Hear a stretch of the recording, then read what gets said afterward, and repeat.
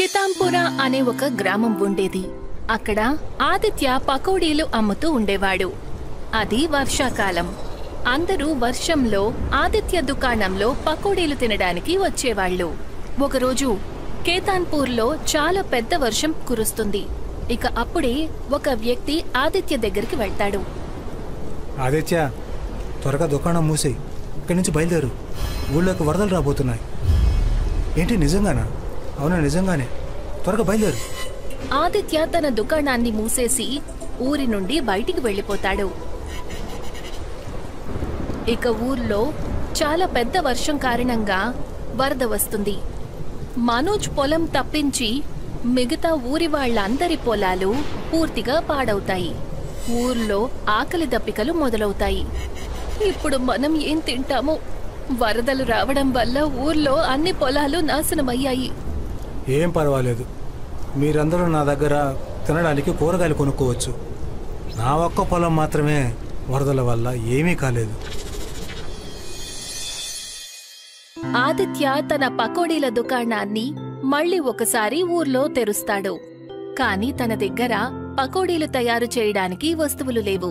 అందుకని మనోజ్ కూరగాయల అతని దగ్గర కూరగాయలు కొనడానికి వెళ్తాడు. మనోజ్ అన్న, 3 కిలోలు ఉల్లిపాయలు ఇవ్వు. ఉల్లిపాయలు ఎంత ధరకు అమ్ముతున్నావు? కిలో ఉల్లిపాయలు 70 రూపాయలకు అమ్ముతున్నాను. ఏంటి, 70 రూపాయలా? అది కూడా 1 కిలో? మనోజ్ అన్న, ఇది చాలా మోసం. మీకు తెలుసు కదా ఊరి పరిస్థితి ఎలా ఉందో. అందరి దగ్గర తినడానికి భోజనం కూడా లేదు. పొలాలు కూడా నాశనం అయిపోయాయి. వాటి మీద సంపాదించే అవకాశమే లేదు. సమయంలో అందరికి ఆదుకోవాల్సింది పోయి అందరినీ దోచుకుంటున్నారా? ఇలా చూడు ఆదిత్య, నువ్వు నీ కడుపు నింపుకో. నీకు ముందు వెనక ఎవరూ లేరు. కానీ ఎదుటి వాళ్ళ గురించి నువ్వు ఎందుకు ఇంతగా ఆలోచిస్తున్నావు? తప్పు, చాలా పెద్ద తప్పు. ఆదిత్య నాశనమైన అందరి పొలాలను చూసి ఇలా అంటాడు. ఒకానొక కాలంలో అందరికీ కూడా కడుపు నిండా భోజనం దక్కేది. కానీ ఇప్పుడంతా బంజరు భూమిలో తయారైంది. ఎన్నో ఏళ్ల కష్టమంతా కూడా 1 రోజులో తుడిచిపెట్టుకుపోయింది. ఊళ్ళో వాళ్ళ ఆకలితో అలమటిస్తున్నారు, అనారోగ్యం పాలవుతున్నారు. కానీ నేను వాళ్ళ కోసం ఏమీ చేయలేకపోతున్నాను. నేనెందుకు పనికిరాను? ఆదిత్య ఊరి పరిస్థితి గురించి దిగులుగా ఉంటాడు. అప్పుడే ఒక పాడైన పొలం దగ్గర ఒక మనిషి చమత్కార రూపంలో ప్రత్యక్షమవుతాడు. నేను సముద్రరాజుని. మీ ఊరిలోకి ఏదైతే వరద వచ్చిందో అది నా పొరపాటు వల్లే వచ్చింది. నన్ను క్షమించు బాబు. వర్షం హద్దు మీరి కురిసినప్పుడు నేను నా సముద్ర హద్దులను అదుపు చేసుకోలేకపోయాను. దాని కారణంగానే ఈ ఊరికి వరద వచ్చింది. ఇవాళ ఊళ్ళో వాళ్ళకి తినడానికి ఏమీ లేదు. నేను వాళ్ళ కోసం ఏమీ చేయలేకపోతున్నాను. నేను నా తప్పుని సరిదిద్దుకోవాలనుకుంటున్నాను. చెప్పు, నువ్వు ఈ ఊరి వాళ్ళకి ఏం సాయం చేయాలనుకుంటున్నావు? నేను నా జీవితాన్ని ఒంటరిగా గడుపుతున్నాను. ఈ ఊరి వాళ్ళు తప్పించి నాకు ఇంకెవరూ లేరు. ఈ ఊరి వాళ్లే నా కుటుంబం. నాకు తెలుసు ఆదిత్య, నువ్వు పకోడీలు అమ్మేవాడివి కదా. ఆదిత్య, నేను నీకు ఏదైతే వస్తువులు ఇస్తానో వాటితో ఊరి వాళ్ళకి సాయం చెయ్యి. వాళ్ళందరి పొలాలు మళ్ళీ మామూలు అయ్యేంతవరకు. సముద్రలోకానికి చెందిన రాజు చేతులు ముందుకు చాచుతాడు. అతని చేతిలో ఒక కడాయి ప్రత్యక్షమవుతుంది. ఆ రాజు ఆ కడాయిని ఆదిత్యకు ఇస్తాడు. ఈ కడాయితో నేనేం చెయ్యాలి మహారాజా? పకోడీలు తయారు చేయడానికి ఉల్లిపాయలు ఇంకా నూనె కూడా కావాలి కదా. లేకపోతే నేను పకోడీలు వండి ఊరి వాళ్ళకి ఎలా సాయం చేయగలను? ఇది మామూలు కడాయి కాదు. ఇందులో నీకు నూనె అవసరం ఉండదు బాబు. దీనిలో నువ్వు నీళ్లు పోయి, అలాగే నీకు కూరగాయల అవసరం కూడా ఉండదు. వరదలో కొట్టుకొచ్చిన రాళ్లను ఈ కడాయిలో వెయ్యి, అవి పకోడీలుగా మారుతాయి. ఆదిత్య కడాయిని తీసుకుని తన ఇంటికి వెళ్లిపోతాడు. తను కడాయిలో నీళ్లు పోస్తాడు. ఆ తర్వాత నీళ్లలో రాళ్లను వేస్తాడు. ఆ రాళ్లు కాసేపటి తరువాత పకోడీలుగా మారిపోతాయి. ఇవి నిజంగానే పకోడీలుగా మారిపోయాయి. నేను రేపటి నుంచి ఊళ్ళో పకోడీలు అమ్మటం మొదలు పెడతాను. అది కూడా చాలా తక్కువ ధరకు మాత్రమే. ఆదిత్య ఊర్లో పకోడీలు అమ్మటం మొదలు పెడతాడు. అప్పుడే అక్కడికి ఒక మనిషి తన దగ్గర పకోడీలు తీసుకోవడానికి వస్తాడు. నాకు కొన్ని పకోడీలు బాబు.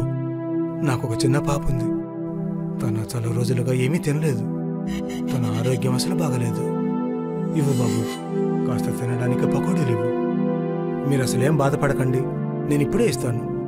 దీనికి మీరు డబ్బులు ఇవ్వాల్సిన అవసరం కూడా ఉండదు. మీ ఆరోగ్యం అలాగే మీ కూతురు ఆరోగ్యాన్ని జాగ్రత్తగా చూసుకోండి. తీసుకోండి, మీరు ఒక ప్లేట్ ఇక్కడే తినండి. ఎప్పుడైతే ఆ వ్యక్తి పకోడీలను తింటాడో అప్పుడు అతనికి ఏదో ఒక కొత్త శక్తి వచ్చినట్టు అనిపిస్తుంది. తినగానే అతను ఆరోగ్యంగా మారిపోతాడు. ఇది చమత్కారవంతమైన పకోడీ. దీన్ని తినగానే నా వీపు నొప్పి మొత్తం మాయమైపోయింది. నేను ఆరోగ్యంగా అనుభూతి చెందుతున్నాను. ఇవి మాయా పకోడీలు. వీటిని నేను రాళ్లతో తయారు చేశాను. ఇవి గనక తింటే అందరి ఆరోగ్యాలు నయమైపోతాయి. ఆదిత్య ఆ వ్యక్తికి అన్ని విషయాలు చెప్తాడు. ఇక నెమ్మది నెమ్మదిగా అందరూ ఆదిత్య పకోడీల దుకాణం దగ్గరికి రావటం మొదలు పెడతారు. ఎవరైతే అనారోగ్యంతో ఉన్నారో వాళ్ళందరూ కూడా పకోడీలు తిని కోలుకుంటారు. ఈ పకోడీలు నిజంగా చాలా రుచిగా ఉన్నాయి. ఎంత తిన్నా తక్కువే అనిపిస్తుంది. మనసు నిండటం లేదు. అవును, నువ్వు సరిగ్గా చెప్పావు. అంతేకాదు, ఈ పకోడీలు నా కూతురు ఆరోగ్యాన్ని కూడా నయం చేసి పెట్టాయి. నేను ఆదిత్యకు రుణపడి ఉంటాను. ఇటువంటి కష్ట సమయంలో తను మన ఊరి వాళ్ళకి చాలా సాయం చేశాడు. ఊర్లో అన్ని వైపులా ఆదిత్య మాయా పకోడీల గురించే చర్చలు జరుగుతాయి. అదంతా చూసి మనోజ్కి ఏమాత్రం నచ్చదు. ఇప్పుడు వీళ్ళందరికీ ఏమైంది? ఎవరు కూడా నా దగ్గర కూరలు కొనుక్కోవడం లేదు. ఇదంతా ఆదిత్య పకోడీల కారణంగానే జరిగింది. కొత్త ఇల్లు బంగాళా కొనుక్కోవాలనుకున్నాను, కానీ ఆ పకోడీలు నా కలలను చెరిపేశాయి. నేను ఒకటి చేసి తీరాల్సిందే. మనోజ్ మనసులో ఆలోచించటం మొదలు పెడతాడు. అప్పుడే తన దగ్గరికి ఊరి సర్పంచ్ వస్తాడు. ఎప్పటికైనా నువ్వు నీ కూరగాయలనే తక్కువ ధరకు అమ్మటం మొదలుపెట్టు, లేకపోతే నువ్వు నీ దుకాణాన్ని మూసేసుకోవాల్సి ఉంటుంది. ఎప్పటికే బయటపడలేవు. నిన్ను నువ్వు కాపాడుకోలేవు. ఊరి పరిస్థితి కాలంతో పాటు నయమవుతూ ఉంటుంది. ఆకలిని కూడా ఆదిత్య అంతం చేశాడు. మీరు చెప్పేది నిజమే సర్పంచ్ గారు, కానీ ఈ మాయా పకోడీలను ఆదిత్య ఎలా తయారు చేస్తున్నాడు? తనకి సముద్ర మహారాజు ఒక కడాయినిచ్చాడు. అందులో రాళ్లు వేసిన తర్వాత అవి పకోడీలుగా మారిపోతున్నాయి. అంతేకాదు, వాటిల్లో నూనె వేయాల్సిన అవసరం కూడా లేదు. నేను ఆలోచిస్తున్నాను, ఊరి వాళ్ళ అంగీకారంతో ఊరి పేరు పకోడీల గ్రామంగా పేరు మారుద్దామని. ఎంతైనా మనల్ని పకోడీలే కదా ప్రాణాలతో ఉంచాయి. ఆ మాట చెప్పి అక్కడ్నుంచి వెళ్ళిపోతాడు. ఎప్పుడైతే ఆదిత్య తన దుకాణాన్ని మూసేస్తాడో అప్పుడు అక్కడికి మనోజ్ వస్తాడు. ఆదిత్య, నేను ఇప్పుడే చూశాను, సముద్ర తీరాన ఒక పిల్లాడు ఇరుక్కుని ఉన్నాడు. నాకు ఈత రాదు, కానీ నువ్వు తనని కాపాడగలవేమో. ఏంటి? సరే, నేను ఇప్పుడే వెళ్తాను. ఆదిత్య వెంటనే సముద్ర తీరానికి పరిగెడతాడు.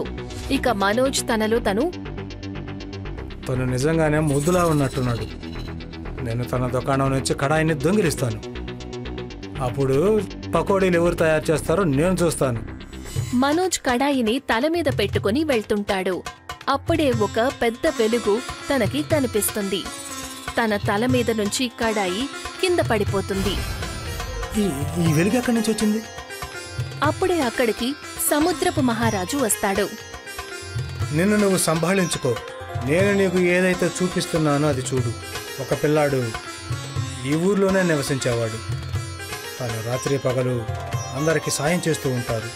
అమ్మా, ఇవ్వండి, నేను మీ భారాన్ని మోస్తాను. అతను ముసలావిడికి సాయం చేస్తాడు. తన బరువైన వస్తువులను ఇంటి వరకు మోసుకెళ్తాడు. తన దగ్గర తినడానికి భోజనం కూడా ఉండదు. చాలా రోజుల వరకు కేవలం సముద్ర తీరాన్ని కూర్చుని ఉండేవాడు, ఏమీ తినకుండానే. మాట్లాడడానికి ఎవరూ లేనప్పుడు తను కుక్కలతోనే మాట్లాడుతూ ఉండేవాడు. కానీ ఆ పిల్లాడు ఎప్పుడూ నవ్వుతూనే ఉండేవాడు. ఇవాళ బోలెడంత భోజనం దొరికింది నాకు, కాని నేను ఒక్కడ్నే కడుపు నింపుకోలేను కదా. నా స్నేహితులతో కలిసి భోజనాన్ని పంచుకుంటాను. వర్షం కురిసేటప్పుడైతే తనకు నిలువు నీడుండేది కాదు. కానీ నేను తనని కృంగిపోవడం ఎప్పుడూ చూడలేదు. ఊరి వాళ్ళకెవరికైనా సాయం చేసే అవకాశం వస్తే ఎప్పుడూ కూడా తను నిరాకరించడం నేను చూడలేదు.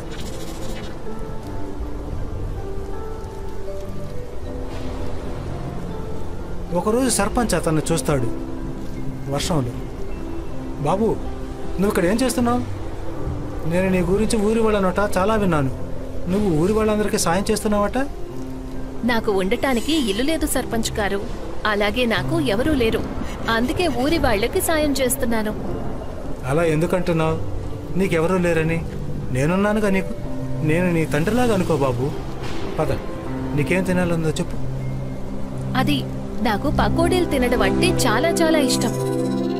ఈ కథ ఆదిత్యది. తన దగ్గర ఏమీ ఉండేది కాదు, కానీ ఏమున్నా సరే దానితో అందరికీ సాయం చేసేవాడు. ఇక మరొక వైపు నువ్వు, నీ దగ్గర అన్నీ ఉన్నాయి, అయినా సరే ఎవరికీ సాయం చేసేవాడు కాదు. నన్ను క్షమించడం మహారాజా. ఇప్పుడు అందరి పంటలు పండుతాయి, నీ ఒక్కడిదే తప్పించి. ఈ ఊర్లో ఎప్పుడు వర్షం కురిసినా నీ పంట పొలాలు మాత్రమే నాశనం అవుతాయి, కానీ ఊరి వాళ్ళందరి పొలాలు ఒక కొత్త ఉదయంలో మెరుస్తాయి. మనోజ్ నిరాశగా అక్కడి నుంచి వెళ్లిపోతాడు. ఆదిత్య కూడా తన దుకాణానికి తిరిగి వస్తాడు. పకోడీలను అమ్మటం మొదలు పెడతాడు. ఇక సర్పంచ్ ఊరి వాళ్ళందరి అంగీకారంతో ఊరి పేరు కేతాన్పూర్ గ్రామం నుండి పకోడీ గ్రామంగా మారుస్తాడు. మిథున్జీ అనే ఒక గ్రామం ఉండేది. అక్కడ అనిల్ అనే వ్యక్తి పకోడీలు అమ్ముతూ ఉండేవాడు. అనిల్ తన భార్య నిషాతో పాటు ఉండేవాడు. సరిగ్గా అనిల్ పకోడీల దుకాణం ఎదురుగా కుల్దీప్ అనే వ్యక్తి టీ ఇంకా పట్నంలో ప్రసిద్ధి చెందిన ఓరియో బిస్కెట్లు అమ్మటం మొదలు పెడతాడు. కుల్దీప్ ఇంకా అనిల్ ఒకరి మీద ఒకరు ఈర్ష్యపడేవారు. ఒకరోజు కుల్దీప్ ఇంకా అనిల్ దారిలో కలుస్తారు. అరే అనిల్, పకోడీలు ఎలా అమ్ముడిపోతున్నాయి? నీకు నేనేమని చెప్పాలి? నువ్వు పట్నం నుంచి ఓరియో అనే బిస్కెట్లు తెచ్చినప్పటి నుంచి అందరూ కూడా టీతో పాటు ఆ బిస్కెట్లే తింటున్నారు. ఇప్పుడు నన్నేం చెప్పమంటావు అనిల్? నా వ్యాపారం కూడా సరిగా నడవటం లేదు. ఒకసారి నీ దగ్గరికి ఎక్కువ మంది వస్తే ఒకసారి నా దగ్గరికి.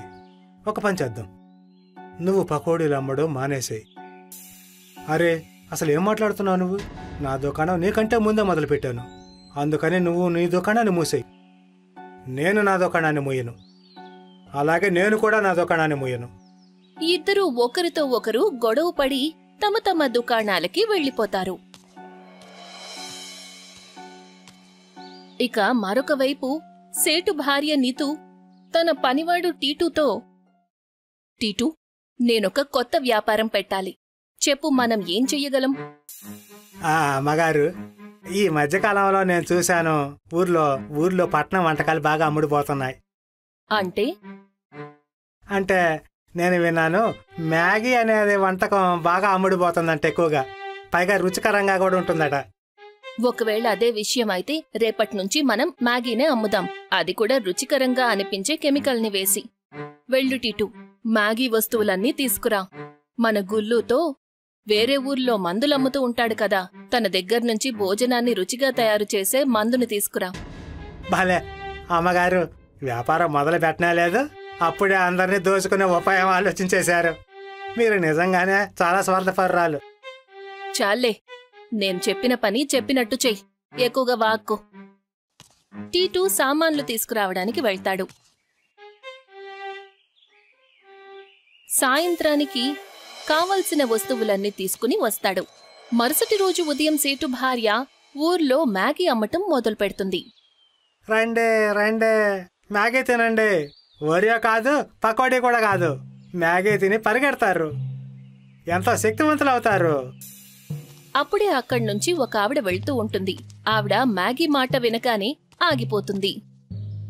అరే వా, మ్యాగీ పట్నంలో మాత్రమే దొరుకుతుందని నేను విన్నాను, కానీ ఇప్పుడు ఈ ఊర్లో కూడా మ్యాగీ దొరుకుతుంది.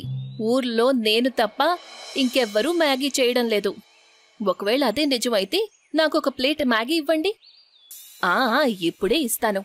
ఏ టీటూ, ఒక ప్లేట్ మ్యాగీ ఇవ్వు. టీటూ ఆవిడకి ఒక ప్లేట్ మ్యాగీ ఇస్తాడు. ఆవిడ ఆ మ్యాగీని తిని ఎంతో సంతోషిస్తుంది. ఇది చాలా రుచిగా ఉంది. ఇంతకు ముందు నేనెప్పుడు కూడా ఇంత రుచికరమైన వంటకం తినలేదు. ఇవాల్టి నుంచి ప్రతిరోజు ఒక ప్లేట్ మ్యాగీ తప్పకుండా తింటాను. మ్యాగీ చాలా రుచిగా ఉంటుంది, ఎందుకంటే సేటు భార్య అందులో రుచికరంగా మార్చే మందును వేస్తూ ఉంటుంది. కానీ దీని గురించి ఊరి వాళ్లకి అస్సలు తెలీదు.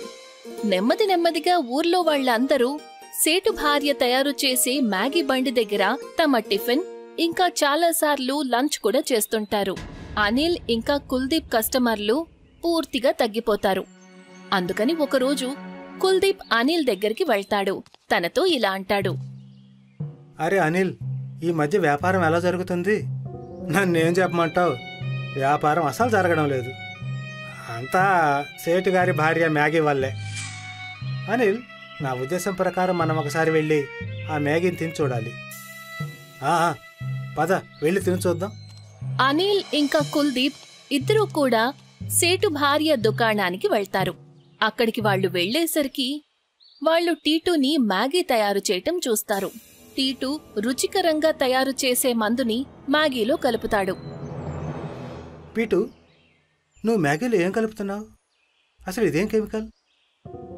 అరే, ఇదేమీ లేదు. ఇది మ్యాగీని రుచికరంగా మారుస్తుంది అంతే. లేదు, నేను చూశాను. నువ్వు రుచికరంగా తయారు చేసే మందుని మ్యాగీలో కలిపావు. నీకు ఆ మాత్రం తెలీదా? అందరూ దీన్ని తిని అనారోగ్యం పాలవుతారని. అంతలో అక్కడికి సేటు భార్య వస్తుంది. ఆవిడ వాళ్ళిద్దరితో, అయితే మేమా మందుని కలుపుతున్నాం. దానివల్ల నీకేంటి నష్టం? కానీ ఇది తప్పు. అయితే ఏంటి? నేను ఈ ఊర్లో అందరికంటే ధనవంతురాల్ని. నన్ను ఎవ్వరూ ఏమీ చెయ్యలేరు. వెళ్ళి ఏం చేసుకుంటారో చేసుకోండి. అందరూ ఏమనుకుంటారంటే మీ వ్యాపారాలు మూతపడ్డాయి కాబట్టి నా మీద నింద వేస్తున్నారు అని. వెళ్ళండి ఇక్కడ్నుంచి, నాకు చాలా పనుంది. అనిల్ ఇంకా కుల్దీప్ అక్కడ్నుంచి వెళ్ళిపోతారు. వాళ్లు వెళ్లేసరికి అనిల్ దుకాణం దగ్గర ఒక సాధువు నిలబడి ఉంటాడు. బాబూ, భోజనం పెట్టు. బాబూ, ఎంతో దూరం నుండి ప్రయాణం చేసి ఇక్కడికొచ్చాను. ఏదైనా తినడానికి ఇవ్వు. పాలు, పకోడీ ఏదైనా పర్వాలేదు. అలాగే సాధువు గారు, నేనిప్పుడే తినడానికి పకోడీ ఇస్తాను. నేను కూడా మీకోసం పాలు, ఓరియో తీసుకొస్తాను. కుల్దీప్ పాలు ఇంకా ఓరియో తీసుకొస్తాడు. ఇక అనిల్ పకోడీలు. సాధువు అనిల్ పకోడీలను, కుల్దీప్ ఓరియో బిస్కెట్లను తిని పాలు తాగుతాడు. బాబు, మీ ఇద్దరికి చాలా చాలా ధన్యవాదాలు. కానీ నేను చూశాను, మీరిద్దరూ నా దగ్గరకు వచ్చేసరికి దిగులుగా ఉన్నారు. ఏంటి విషయం చెప్పును నాకు. నేను మీకు సాయం చేస్తాను. అనిల్ ఇంకా కుల్దీప్ సేటు భార్యకు సంబంధించిన విషయాలన్నీ సాధువుకు చెప్తారు. అది విన్న తర్వాత సాధువు వాళ్లతో ఇలా అంటారు, ఏం పర్వాలేదు బాబు. నేను మీకు ఒక వస్తువునిస్తాను. దాంతో మీరిద్దరూ ఆవిడ కంటే ఎన్నో రెట్లు ఎక్కువ రుచికరమైన వంటకాలు చేయొచ్చు. కానీ మీరిద్దరూ ఒకటిగా కలిసి పనిచేయాలి. సాధువు తన చేతులను ముందుకు చాచుతాడు. ఒక మంత్రాన్ని చదువుతాడు. మంత్రం చదవగానే ఆయన చేతిలో ఒక మాయా కడాయి ప్రత్యక్షమవుతుంది. ఆ కడాయి అనిల్కి ఇస్తూ ఇలా అంటారు, ఈ కడాయి తీసుకో. ఈ కడాయిలో నీరు కూడా నూనెలా పనిచేస్తుంది. మీరిద్దరు కూడా మీ మీ వంటకాలను కలిపి తయారు చేయండి. కలిసి పనిచేయండి. అభివృద్ధి చెందుతూ మంచి పనులు చేయండి. అలాగే సాధువు గారు. సాధువు తన దారిన వెళ్లిపోతాడు. కుల్దీప్ అనిల్కి ఓరియో ఇస్తాడు. వాటిని కడాయిలో వేసి వేయిస్తాడు. అనిల్ ఆ ఓరియో పకోడీని బయటికి తీస్తాడు. వాళ్ళిద్దరూ కూడా తిని చూస్తారు. ఆ ఓరియో పకోడీ చాలా రుచికరంగా ఉంటుంది. ఇది నిజంగా రుచికరంగా ఉంది. దీన్ని మనం ఇప్పటి నుంచే మొదలు పెడదాం అమ్మటం. అనిల్ ఇంకా కుల్దీప్ ఇద్దరూ ఓరియో పకోడీలను అమ్మటం మొదలు పెడతారు. పకోడీలు, పకోడీలు, ఓరియో పకోడీలు. దీనిని తిని ఎవరైనా సరే కడుపు పట్టుకొని పరిగెత్తరు. ఎందుకంటే ఇది రుచికరమైంది, ఆరోగ్యానికి కూడా ఎంతో మంచిది. రండి, తినండి మా పకోడీలు. అంతలో అక్కడ్నుంచి ఒక వ్యక్తి తన పొట్ట పట్టుకుని వెళ్తూ ఉంటాడు. అతను ఓరియో పకోడీల గురించి విని ఆగుతాడు. ఇలా అంటాడు, అరే, ఇదేంటే ఓరియో పకోడీలా? ఇంతవరకు ఎప్పుడు వినలేదా? మీరు వినకపోతే తిని చూడండి. అది సరే, మీరు పొట్ట పట్టుకుని ఎందుకు తిరుగుతున్నారు? నన్ను ఏం చెప్పమంటావు? కడుపులో చాలా నొప్పిగా ఉంది. ఊర్లో చాలామందికి సమస్య వచ్చింది. నాకు అర్థం కాని విషయం ఏంటంటే, నేను ఈ ఓరియో పకోడీలు తినాలా వద్దా? తిని చూడు, ఎవరికి తెలుసు, నీ కడుపు నొప్పి కూడా తగ్గిపోతుందేమో. వంటకమా లేకపోతే మందా? సరే, తిని చూస్తానివ్వు. ఒక ప్లేట్ ఇవ్వు. కుల్దీప్ ఆ వ్యక్తికి ఒక ప్లేట్ ఓరియో పకోడీలు తినడానికి ఇస్తాడు. ఆ వ్యక్తి ఎప్పుడైతే ఓరియో పకోడీ తింటాడో అప్పుడు తన కడుపు నొప్పి ఆగిపోతుంది. అరేవా, ఇది నిజంగానే మాయా ఓరియో పకోడీ. ఇది తినగానే నా కడుపు నొప్పి మాయమైపోయింది. ఇవ్వు, మరొక ప్లేట్ ఇవ్వు. కుల్దీప్ అతనికి ఇంకొక ప్లేట్ ఇస్తాడు. మరొక వైపు ఊర్లో వాళ్ళందరూ అనారోగ్యానికి గురవుతారు. ఆ కారణంగా అందరూ అనిల్ ఇంకా కుల్దీప్ ఓరియో పకోడీలు తినటం మొదలు పెడతారు. నెమ్మది నెమ్మదిగా సేటు భార్య మ్యాగీ దుకాణం దగ్గర కస్టమర్లు వెళ్లటం మానేస్తారు. దానితో కోపగించుకుని సేటు భార్య టీటూతో ఇలా అంటుంది, అరే ఏమైంది? వ్యాపారం బానే నడుస్తోంది కదా, ఉన్నట్టుండి కస్టమర్లు ఎందుకలా తగ్గిపోయారు? అమ్మగారు, అది మన మ్యాగీ తిని అందరికీ కడుపు నొప్పి మొదలయ్యింది. అంతేకాదు, అనిల్ ఇంకా కుల్దీప్ ఏదో ఒక విచిత్రమైన వంటకం అమ్ముతున్నారు. ఓరియో పకోడీ, ఓరియో పకోడీ అంట. అది తిన్న తర్వాత అందరి అనారోగ్యాలు కూడా మాయమైపోతున్నాయట. ఇదెలా సాధ్యమవుతుంది? వాళ్ళేవైనా మాయా పద్ధతిలో ఓరియో పకోడీలు అమ్ముతున్నారా? అవునమ్మగారు, కడాయిలో వాళ్ళు పకోడీలు తయారు చేస్తున్నారు. అది మాయా కడాయి. దానిని ఒక సాధువు ఆశీర్వాదంగా బహుకరించి వెళ్ళారట. ఆ కడాయిలో ఏం చేసినా సరే అది రుచికరంగానే ఉంటుందట. అనారోగ్యాలు కూడా నయమైపోతాయట. అలాగా? ఒకవేళ అదే నిజమైతే ఆ కడాయి నా దగ్గరుండాలి. రాత్రి అవ్వగానే మనమిద్దరం వెళ్ళి ఆ కడాయిని దొంగిలిద్దాము. ముందు మోసం చేసేవారు, ఇప్పుడు దొంగతనం కూడా మొదలు పెట్టారా? నోర్మై, నేను చెప్పింది చెప్పినట్టు చెయ్యి. ఎప్పుడైతే రాత్రవుతుందో ఆ రాత్రి వేళ చీకట్లో సేటు భార్య ఇంకా టీటూ ఇద్దరూ కూడా అనిల్ ఇంకా కుల్దీప్ ఓరియో పకోడీల దుకాణానికి వెళ్తారు. వాళ్ళు దుకాణం తెరిచి అందులో ఉన్న కడాయి కోసం వెతుకుతారు. కడాయి దొరుకుతుంది. ఎప్పుడైతే సేటు భార్య టీటూ కడాయిని తీసుకుని దుకాణం నుంచి బయలుదేరతారో అప్పుడు వాళ్ళు చూస్తారు, ఎదురుగా సర్పంచ్, అనిల్, కుల్దీప్ ఊరి వాళ్లతో పాటు నిలబడి ఉంటారు. చూడమ్మా రీతూ, నువ్వు మాకు దొరికిపోయావు. సర్పంచ్ గారు మీరా? అవును, నేనే. ఊళ్ళో అందరూ అనారోగ్యానికి గురి అయినప్పుడు నేను నీ మ్యాగీ గురించి పరిశీలించాను. అప్పుడే నువ్వు నీ పని గురించి టీటూతో మాట్లాడటం విన్నాను. సర్పంచ్ గారు, మేము స్వయంగానే చూసాం. వీళ్ళు రుచికరంగా తయారు చేసే ఆ మందుని మ్యాగీలో కలుపుతూ ఉండడం, దానివల్ల అందరి ఆరోగ్యం పాడైంది. సర్పంచ్ గారు, అటువంటిదేమీ లేదు. ఇక మీరు తప్పించుకోలేరు. నువ్వు కడాయి దొంగిలించడం కూడా మేము కళ్ళారా చూసాము. స్వార్థంలో ఎంత గుడిదాని అయిపోయావంటే ఊరి వాళ్ళ ఆరోగ్యంతో కూడా ఆటలాడుకున్నావు. ఏం చేస్తావు ఇంత డబ్బుని? మృత్యు తర్వాత ఒక్క రూపాయినా నీతో పాటు తీసుకెళ్లగలవా? మరి ఎందుకింత స్వార్థం? మీరు చేసిన పనికి మీ ఇద్దరిని ఊరి నుండి తరిమేస్తున్నాను. వెళ్ళిపోండి. ఇంకెప్పుడూ కూడా మీ మొహం మాకు చూపించకండి. సర్పంచ్ ఇంకా ఊరి వాళ్ళు సేటుని, తన పనివాడు టీటూని ఊరి నుండి తరిమేస్తారు. ఇక అనిల్ ఇంకా కుల్దీప్ ఓరియో పకోడీలు ఊరంతా కూడా ప్రసిద్ధి చెందుతాయి. ముకుంద్కి తాటి చెట్ల వ్యవసాయం ఉంది. అతను తాటి చెట్ల మీదకు ఎక్కి తాటికాయలను కోస్తాడు. ఆ తర్వాత తాటికాయల్ని వ్యాపారికి అమ్మి డబ్బులు సంపాదించేవాడు.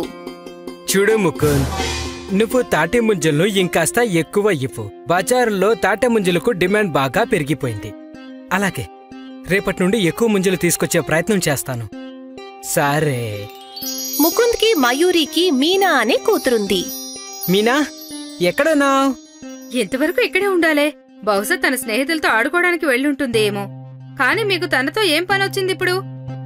అరే, తను ముంజలు కావాలని అడిగింది. ఇదిగో చూడు, నేను తన కోసం తాటి ముంజలను తీసుకొచ్చాను. అప్పుడే మీనా, అరే వా, తాటి ముంజలు! వీటన్నింటినీ నేను ఒక్కదాన్ని తింటాను. ఆ, నీకోసమే తీసుకొచ్చాను. నిదానంగా తిను. వర్షాకాలమైనా ఎండాకాలమైనా ముకుంద్ అన్ని కాలాల్లోనూ తాటి చెట్లను ఎక్కేవాడు. అలా ఒకరోజు 2 రోజుల పాటు వర్షం ఆగకుండా కురుస్తూనే ఉంటుంది. భగవంతుడి దయ వల్ల ఈ వర్షం ఆగిపోవాలి. మీరివాళ చెట్లని కాస్త జాగ్రత్తగా ఎక్కండి. అన్నీ కూడా తడిగా ఉంటాయి కదా. నేను చాలా జాగ్రత్తగా ఎక్కుతాను. ఇది నాకేమీ కొత్త కాదు కదా. మీకిది అలవాటేనని నాకు కూడా తెలుసు, కానీ మీరు జాగ్రత్తగా ఉండండి. అలాగేలే మయూరి, నువ్వేమీ కంగారు పడకు. నేను ఇలా వెళ్ళి అలా వచ్చేస్తాను. ముకుంద్ తాటి చెట్టు మీదకి ఎక్కుతాడు. ఆ తర్వాత ఒక్కొక్కటిగా తాటికాయలను కోస్తూ ఉంటాడు. అలా కాసేపు గడుస్తుంది. అంతలో ఉన్నట్టుండి మీనా అక్కడికి వస్తుంది. నాన్నా! మీనా అరుపు వినగానే ముకుంద్ ధ్యాస మళ్ళుతుంది. అతను జారిపోయి తిన్నగా చెట్టు మీద నుంచి కింద పడిపోతాడు. నాన్నా! మీనా వెంటనే కొంతమంది గ్రామస్తులను పిలుస్తుంది. అందరూ పరిగెత్తుకుంటూ వస్తారు. బాబాయ్, నాన్న పడిపోయారు. గ్రామస్తులు పరిగెత్తుకుంటూ వచ్చి అక్కడికి చేరతారు. ముకుంద్కి ఆపరేషన్ చేస్తారు. కాని అతను తన కాళ్ల మీద ఎప్పటికీ నిలబడలేడు. ఇప్పుడు ఏమవుతుంది? ఇప్పుడు మన ఇల్లు ఎలా గడుస్తుంది? మీరేం కంగారు పడకండి, ఏదో ఒకటి తప్పకుండా జరుగుతుంది. ఆ భగవంతుడు మనకి కష్టాలిచ్చాడు, అలాగా ఆయన దారి చూపిస్తాడండి. కానీ ఎలా? ఇప్పుడు నేను అవిటి వాణ్ణి అయిపోయాను. దీనికంటే భగవంతుడు నన్ను చంపేస్తేనే బాగుండేది. అలా మాట్లాడకండి, మీరే కదా మా జీవితం. మయూరి ఇంకా ముకుంద్ ఇక మీదట తమ జీవితం ఎలా గడుస్తుందా అని ఎంతో దిగులు పడతారు. కొన్ని రోజుల తర్వాత ముకుంద్ని ఇంటికి తీసుకొస్తారు. మయూరి ఇంకా ముకుంద్ సేవ్ చేసి దాచుకున్న డబ్బులన్నీ ఖర్చయిపోతాయి. నేనెక్కడైనా పని వెతుక్కుంటాను. నువ్వు బయట పని అలాగే ఇంటి పని ఒక్కదానివే ఎలా చేస్తావు? నేను ఏదో ఒకటి చేస్తానులేండి.